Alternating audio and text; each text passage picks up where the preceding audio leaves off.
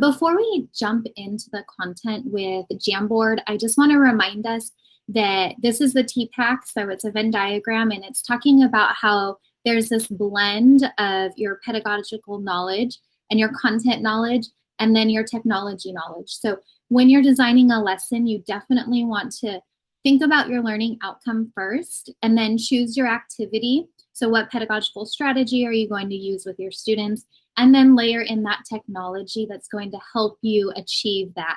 And that's where they all meet kind of in the middle. So Jamboard is really nice because it's super versatile. You can probably pick any lesson in any content area and design it to meet your learning outcomes. So what is Jamboard? It is an interactive whiteboard. It is designed very, very simply. It's just a marker or a pen or a highlighter. There's only a few colors to choose from. And then there are backgrounds that you can use. So they have line paper or graph paper. And then you can add Post-it notes as well. And then something that I like to do is insert images of text and then allow the students to annotate it. So you could use it for close reading in your ELA or your social studies or even in your science. And then brand new to Jamboard are the features of a text box. So before you could only use the Post-it feature, which you'll see in a bit. Now you can do text boxes and actually type a good amount of text, and then also you can insert shapes. So we'll do a brief feature overview because it is pretty self-explanatory as far as how to use Jamboard. This is the writing tool. So when you open up a new Google Jamboard, it will have the tools on the far left, and then you'll have a big, large white writing space. So if you click on the marker, you can see that there's the various different types of thickness, and then the colors are limited to these 6 options right here. You can erase by using this erase button. You can clear everything at once. So if you're using your Jamboard for maybe math instruction and you're demonstrating how to solve an equation, you can work on the whole entire space and then just clear the entire frame if you want. But you also can have up to 20 different boards in one Jam, so you can save the work for your students for them to refer back to as well if you don't want to erase it. And then this is a sticky note, the Post-it feature. You can see it has the nice bright colors. You would click on the Post-it icon and then type your text, and the text starts really large, and then the more you type, it gets smaller, and you can adjust the size of the Post-its as well. And then you can add images from your Google Drive, so you can upload or pull things from the drive or search or use your photos. And then something we won't go over in this PD, but that you can do is if you download the Google Jamboard app on an iPad or your iPhone, that does allow you to embed Google Slides in Google Docs. I'm not sure why it won't when you're on the web-based Jamboard, but if you open up your cell phone, download those slides and embed your Google Slides like for instruction, and then open it on your Chrome web browser, the slides will be in there. So if you're a little bit techie and super advanced already using this, that's a little pro tip I threw in for you. And then the new feature of adding shapes right here, you can see you're limited to these shapes, and then you can add those and manipulate those on your Jamboard. And then this is the text feature box. So any of you that have used Google Jamboard before, you know how frustrating it was to only have that Post-it to write on, but now you can add this text box. And you can see up top that you can change the font colors, the justification, and then the sizes. And again, it is limited because this isn't like Google Slides where you're creating for the way something looks and to present. It's more a workspace for you. And then when you're providing instruction, this is really nice. You have the laser pointer feature. So you can possibly make Jamboards before your lesson that you're going to use for instruction. And then as you're providing that direct instruction for your students, you can use that pointer feature to draw their attention to certain spots. And then to add the backgrounds, that's something you'll do up at the top of the Jamboard. Just click on background and you can see any of these, and then you can select the one you'd like for that frame. So as I said, you can add up to 20 pages for your Google Jamboard. So there's lots of things you can add 20 different pages and design them all to look different. Or if you're working with small group and they're all working on the same learning objective, you can make one page and then I'll show you how to duplicate that page. So you can duplicate the page for each student in your small group. Oh, and here it is. So when you are in the Jamboard, there are 3 dots. We know Google, when you see 3 dots, it means that there are more options. You'll click on these 3 dots and then you'll click duplicate. So that's a great instructional strategy for engaging your students. And I know there are some questions in the chat. So before I go on to the integration in Google Meet, the new feature, Dr. Chan, is there anything that needs to be answered? So we had a couple questions in there, and one was just about integrating Jamboard into slides and docs, which I think you answered with the app, right? And then, so I put that in, and then also we have a question about how to make a jam so that students can't move things around or delete other students' things, which I don't think there's a way, but maybe you know a trick. No? No, it's just Okay. practicing that digital literacy and digital citizenship and just establishing your norms. And once you do that and they know there's consequences for bad choices, then they usually won't delete things unless they're being malicious, but that's not usually. And then anything else? That was my question, Crystal. And I asked because I did the Jamboard for one of my mystery science lessons, which needed Post-it notes. So I used the Post-it notes, and that was before the text feature was available. And the problem was there was 32 Post-it notes on one page. So the students were resizing them, deleting the ones that were in the way, moving them around. So would you suggest giving like a page per student or something like that so they don't have to all put their responses on one page? Yeah, I like to do it in pairs because 20 is an odd number because we know that our classes are generally more than 20. Right. So I would do pairs, and a lot of times before I would just make put a Post-it of their number, you know, their roster number. Usually they know that. And then put a 1 and a 2 and then a 3 and a 4. So they knew like it's my board, and you could draw a line depending on the grade level, but they usually figure it out. That's worked really well for me. Okay, thank you. You're welcome.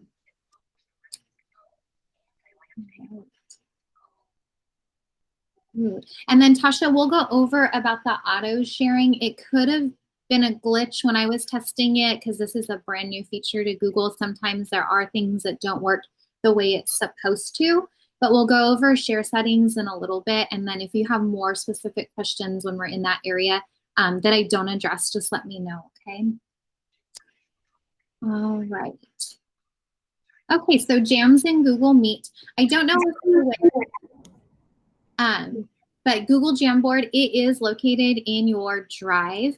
So you can go to your drive, click on new, and there are slides in here. We don't go over that because this is about the integration, but you can go to your drive and create a brand new Jamboard, especially if you're not wanting to do it on the fly in your lesson for instruction, but you're wanting to do it kind of like Amy said, like an activity to support your mystery science or a lesson that you're doing.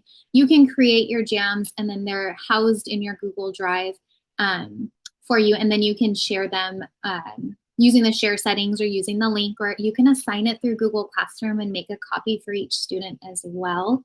So there's lots of options aside from the Google Meet integration, but this is great for us because in our live instruction, we do need to model for our students often. So to start a new Jamboard, you need to click on the 3 dots. So you know when we hover over our Google Meet, the menu will pop up for you. There's 3 dots on the far right, and you have all of these options. You'll want to select the whiteboard and it says open a jam. So it will give you those 2 options if you have already created Jamboards with things for your students, maybe scaffolds or something for differentiation. You can pull that from your Google Drive, and then, whoops, this link right here links you to that. So if you want to go back on your own time and explore how to make them in your Google Drive, there are screenshots of all the steps. It's very easy for you to do. But right now we're going to talk about starting a new whiteboard. So this is on the fly. And the link to the Jamboard will be sent to the other students in the meeting. So after you select that, everyone that's in the Jamboard or in the Google Meet will need access to the file because you're creating it in your Google Drive and it needs to be shared out to your students. So they should get the option of view or edit. Now you can change this at any time during the lesson. So possibly you want to start, you're in direct instruction phase and you just want them looking at it and they can have it on their own tab. But then after you're done and you have gradual released and they're ready to start working, you can switch it over to edit. And then if you only want to have the Jamboard for them to look at and not to be viewing on their own screen, you're just projecting it and you don't want them to edit, maybe you're just providing some examples, you can click Don't Give Access. I like to at least let the students view because then they can see it a lot larger than possibly their Google Meet screen. And then you'll want to click Send. Now, after you click Send, in theory, it should, in your comments, generate the link for your students with whatever sharing permissions that you have given. So your students can then open up their comments, click on that, and in a new tab, the Jamboard will open up for them. So things to consider when you're giving students full editing access, and this applies TK-12, we're still always working on these digital citizenship skills of what's appropriate and what's not appropriate, especially when you're collaborating online. But when you give anyone with access the full editing access, they can in Jamboard move or delete or erase anything on any of the boards. So you want to be very explicit in your instruction and your expectations when you're introducing this for collaboration. And then, as I mentioned, the teacher can start the lesson as view only and then change to editor. And then you can even toggle back, maybe work times over, and then you're going to go over some examples and maybe some non-examples for instruction. You can make it back to view only.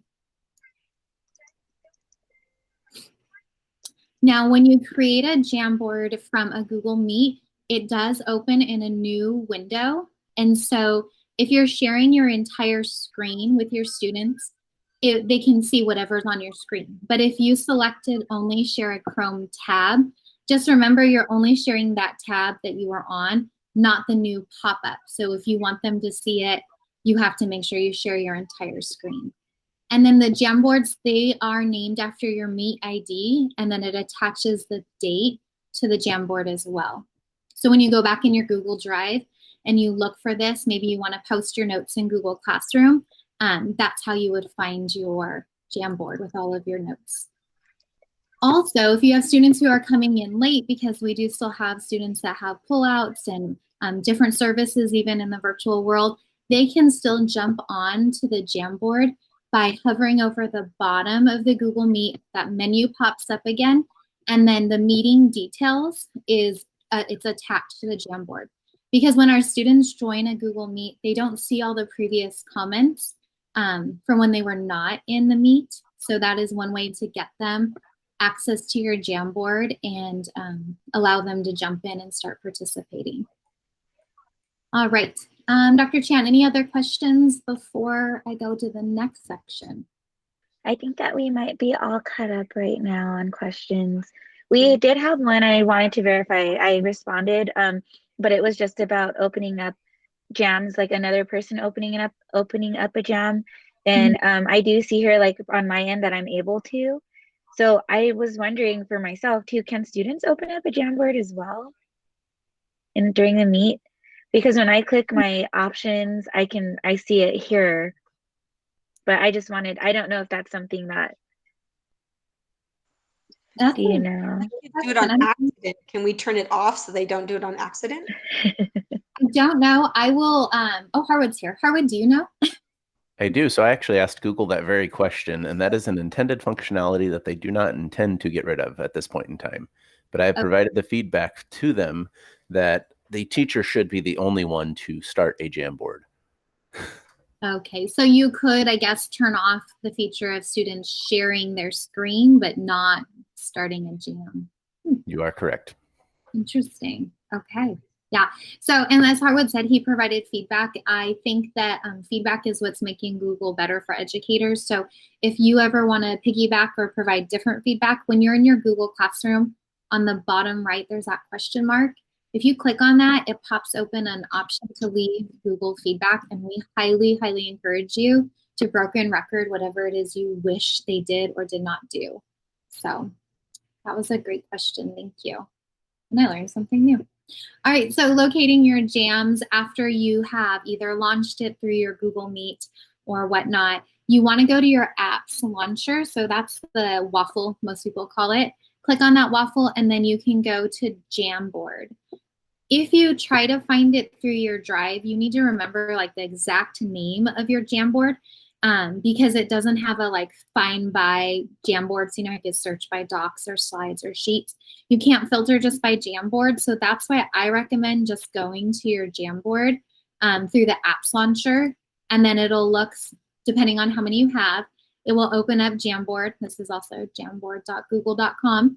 And you'll see all of your boards. And then from there, you can, you know, put the link in Google Classroom, email it through Dojo, just look at your student work, whatever it is you want to do.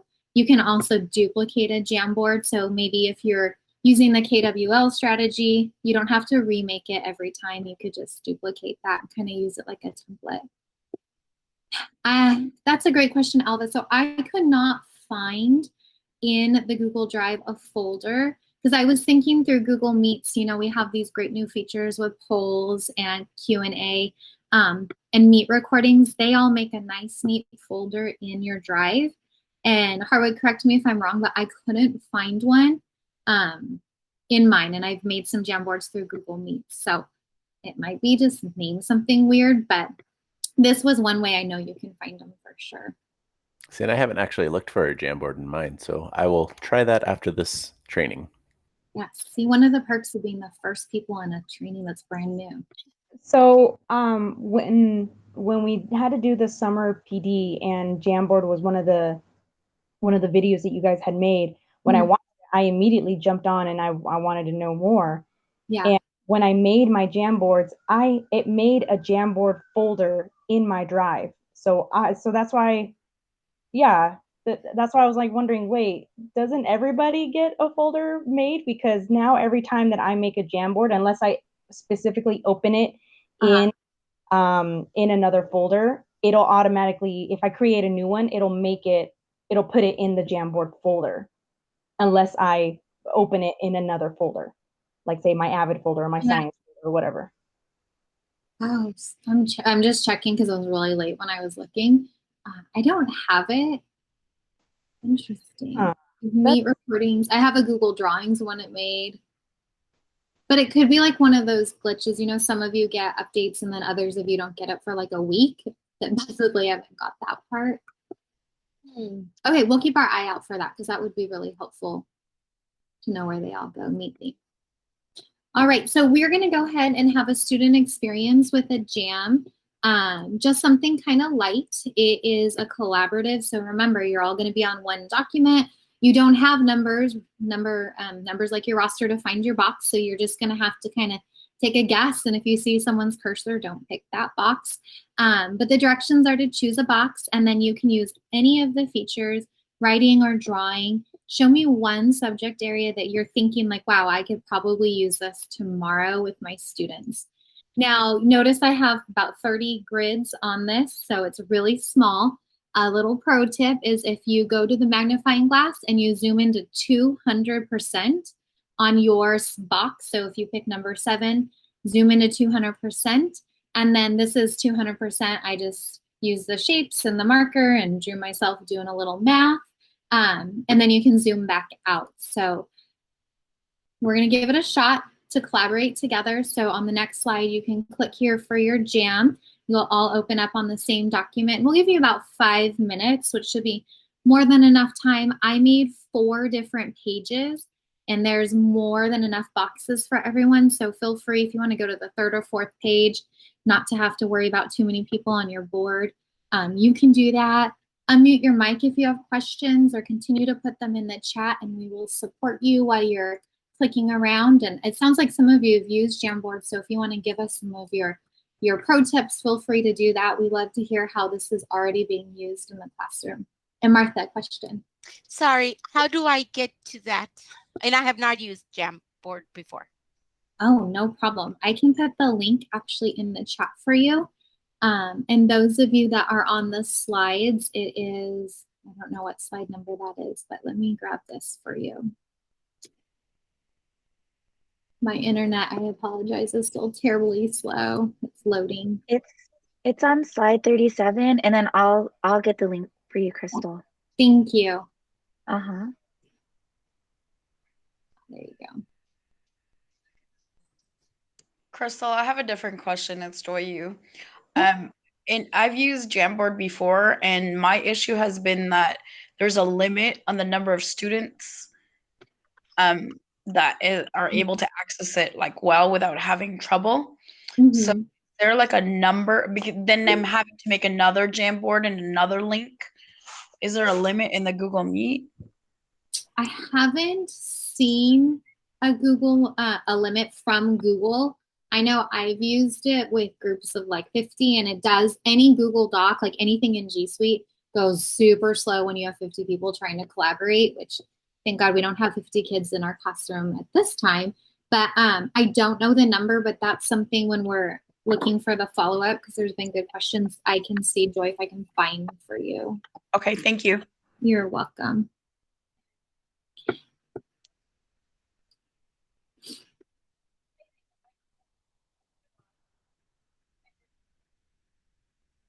See if someone has a Post-it. Got some pictures.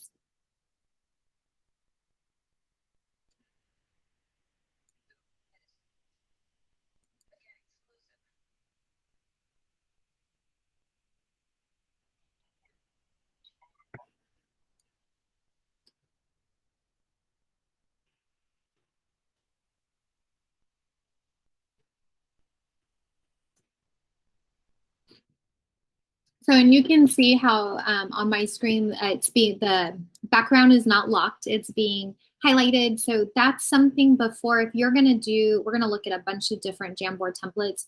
If you're gonna start with something a little more elaborate, not just like a blank whiteboard, you wanna model first how you want it done. So you would, and so I just showed you quick screenshots, and you guys can play around, and if it's a flop, we're okay today. But when you're doing it with your lesson, you definitely want to model and give direct instruction, even though these are very basic tools. Your kids will get it no matter what grade, probably after the first time. But show them, spend that time in the beginning to go real slow over your expectations and how to use the tool. I always encourage you to start low rigor, even though it's just a basic whiteboard. When we give new math manipulatives, we let them play for 2 minutes, otherwise they're distracted for 25. So let them play, do something really low rigor the first time, and then go in with your academic content, and you'll probably have more success introducing Jamboard to your students.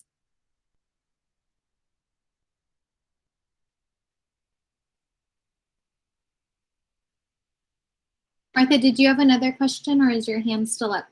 I just didn't put it down. I'm sorry, I didn't have another one. I'm playing with it. Oh, good. Good, you got on though. That's awesome. And Crystal, we have a question in the chat. Is there a way to use an image as the background of the board? Yeah, so this drop spot is actually an image that someone created in drawings and then downloaded as a JPEG and then imported into the Jamboard. So you can do that. Like when I talked about annotating the text, I usually just snip a passage that makes it an image, and then you can upload it from your Google Drive. So you can. The only thing is it doesn't lock it. So that's kind of, you want to make it really big. Oh, and then have your students, sorry. Make it really big, and then have your students just let them know they're writing on top of it, and do be careful.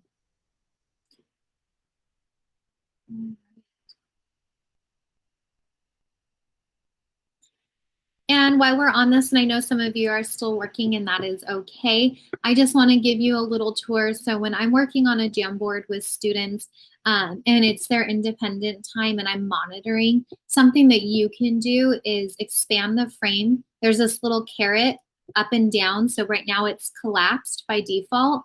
I can expand the frame, and when I'm kind of just seeing where everybody is, so if they're doing group work, I can just click through and I can get a little thumbnail right here. And then if I see like, oh, red alert, board 4, they need some intervention, I can hop to that board and then put the frame up and then jump in and unmute my mic and ask the kids maybe guiding questions or something like that. So that's a nice way to kind of monitor what's happening. And then also on the fly, if you're seeing, ooh, we need a little more practice and this is what you're using, remember the 3 dots you can duplicate because this is a live document. And then you have another board to do more work on. So right here under the sharing permissions, I created this in my drive because I didn't want to do this one on the fly. And I shared it so that anyone with the link can edit. Remember, you can change at any time. So if you're doing instruction, but now you want to get the student's attention back and maybe you need to do a little bit of reteaching, just click on that share box like I did, and then you want to click change. And so right now I have anyone with the link can edit.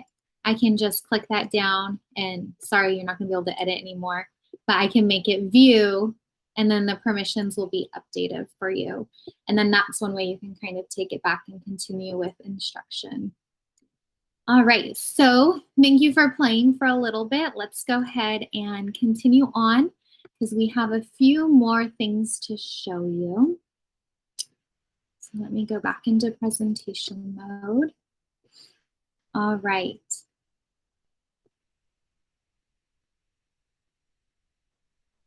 There we go. All right, so when you're engaging students with it's called Jamboard, but I've seen it referred to as jams through Google so that you can just call it a jam. It's the same thing. As I mentioned when we were looking at the TPAC frame, it can really go in any content area. You can use it at the beginning of a lesson or at the end of a lesson or in between. So there are tons of different ideas. It's just if you're math, it's, you know, you can do your lesson on it really easy, which is nice. It's great for small group instruction because you can give each student their own board to work on.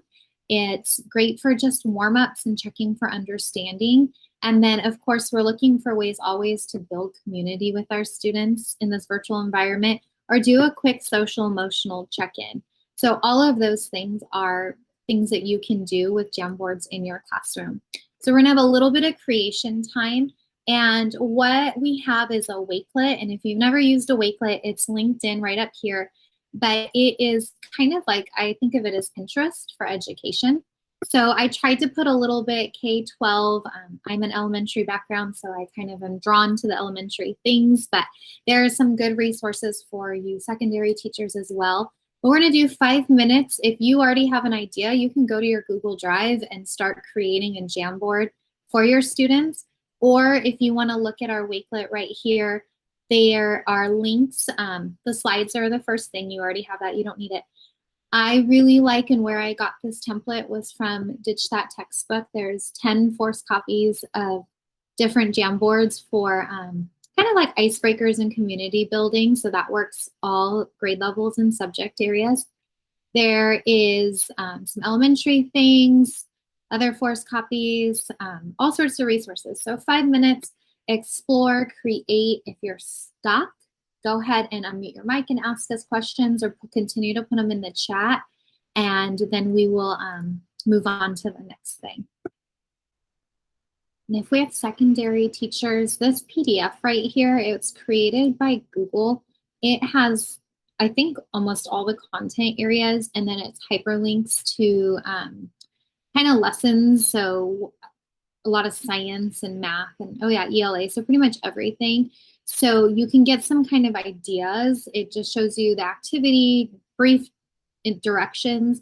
I think one of the struggles for me is when it's such a broad, wide tool where you can do anything. I'm almost like paralyzed by fear of like, where do I start? I don't even know. So this resource is a really good place to see different ways to use Jamboard. And remember, your students can have a blank Jamboard and you can just give them oral directions or verbal directions, and then they can start doing things as you're instructing them. So it does not have to be this elaborate lesson that you spent hours the night before designing the Jamboard. Really, you want to think about your pedagogy and your instructional strategy, considering the scaffolds you need for your students and things. But this is a really great place to kind of see the different ideas and activities. And this was created by Google, so it's pretty good quality.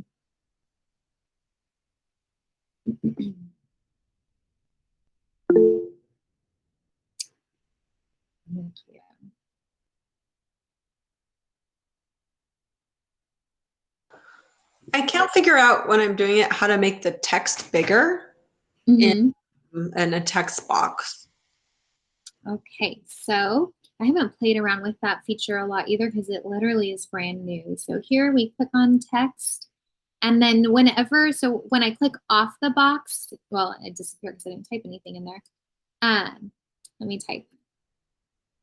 So when I click off the box, that means I'm not editing it. When I click on it and there's the blue lines, that means that it's ready to be edited. So I can see my arrow right here. You can drag it and then drag it to the size that you want. And then there's also the rotation feature. And okay, like an image. You treat it like an image then. Exactly, yeah. It works like slides, which I really like. So it's very consistent with the design of slides for editing. Okay, thank you. You're welcome. And that text box also has the edit and duplicate and delete feature as well, and then the ordering feature. All right, any questions I missed before we move on? Time is flying. I'm having so much fun. I miss doing PD with you guys, so thank you for being here. Let's see if you copy. That is a good question. Amy's asking if you copy and paste, from somewhere else, will the font? I don't think so because it's just one font for Jamboard, basically, right? Yeah, it's just simple. I think it's accessibility, and I think it's just for user ease. It's not. So how did they put the jot spot text like that rather than like normal text? Was that an image? Yeah, so they created it. What I do is I make it in like in Google Drawings? And then download it as an image. So I'll do like the word problems. And if any of you are secondary math teachers or middle school math teachers, and you need the Equatio is an add-on to get all of the different equations and signs and functions, you can do it that way. And then in Google Draw, download it as an image and then upload it in here, which sounds complicated, but once you get used to doing it, I promise you it's not. I appreciate you. We appreciate you. Thank you for being here today and volunteering your time to learn. This will be recorded. We'll send it out to you so that you can refer back to it if you need to. We will be hanging out, so if you have questions, please feel free to unmute your mic, ask away. We're here to support you. And once you've completed the feedback form, please feel free to leave whenever you're ready. But thank you, thank you, thank you.